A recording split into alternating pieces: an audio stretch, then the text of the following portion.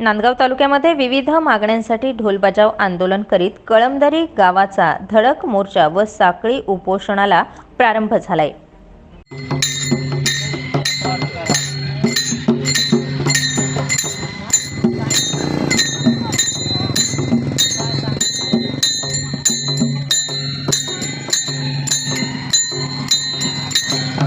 जामदारी ते कळमदरी, कळमदरी ते गिरणा डॅम रस्त्याची दुरुस्ती करून मिळावी, तसेच आदिवासींना शबरी व प्रधानमंत्री आवास योजनेपासून वंचित असलेल्यांना लाभ मिळावा यासाठी जातीच्या दाखल्यासाठी नोंदी उपलब्ध करून सहकार्य करावे, या मागणीसाठी तहसीलदार कार्यालयावर धडक मोर्चा काढून उपोषण करण्यात आले।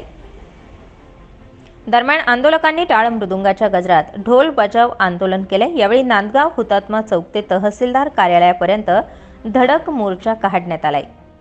यामध्ये शेकडो नागरिक सहभागी झाले होते। वंचित आदिवासींना शासकीय योजनांचा लाभ मिळवून देण्यासाठी जातीच्या दाखल्यांचा कॅम्प घेऊन दाखले वाटप करावे।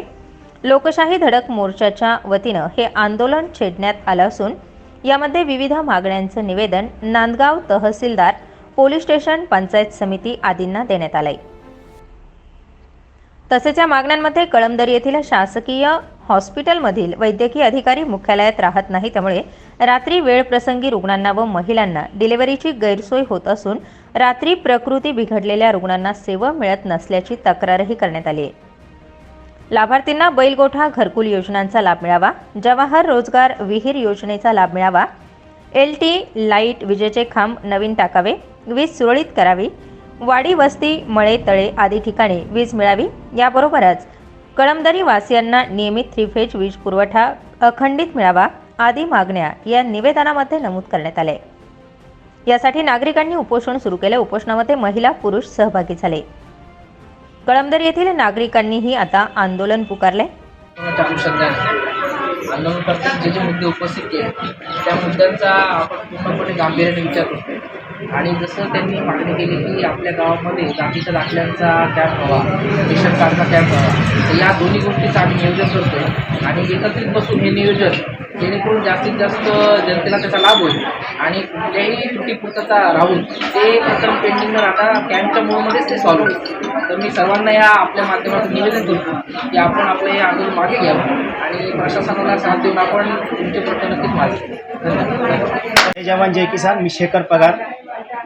आज नांदगाव तहसील समोर ढोल बजाव आंदोलन सुरू करण्यात आलेले आहे।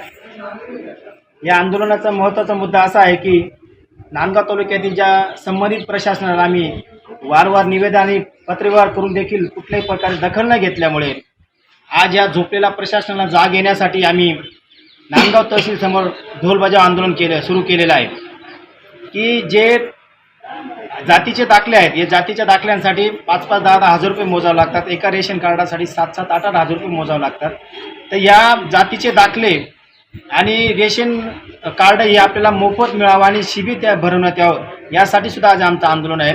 कारण जातीचे दाखले नसल्या कारणाने बरेचसे आदिवासी बांधव आणि इतर समाजाचे जे बांधव आहेत यांना घरकुलाचा लाभ मिळत नाही, इतर ज्या शासकीय योजनांचा लाभ मिळत नाही आणि आदिवासी समाज जो अशिक्षित असल्यामुळे, अनपढ असल्यामुळे यांच्याकडे जुन्या पुरावे नोंदी नसल्या कारणाने यांना जातीचे दाखले मिळत नाही। त्यासाठी 1950 आणि 70चा पुरावा लागतो। परंतु गाडे जे आहेत आपले प्रांत येवल्याचे त्यांनी सांगितले की जे पुरावे जर नसतील तर आम्ही मंडल अधिकाऱ्यांना चौकशीला पाठवून त्यांना जातीच्या दाखल्यांसाठी शिबिर भरू, त्याच्यासाठी तुम्हाला येवल्याला यायची गरज नाही, असे बरेचसे प्रश्न घेऊन आज आम्ही इथं आंदोलन करत आहोत। तरी शासन आणि प्रशासनाला माझी नम्र विनंती आहे, कुठली दिरंगाई न करता या गोरगरीब मायबाप जनतेला न्याय मिळावा यासाठी आमचे बेमुदत आंदोलन सुरू राहील। स्टार 24 फास्ट न्यूजसाठी राजेंद्र जाधव, नांदगाव।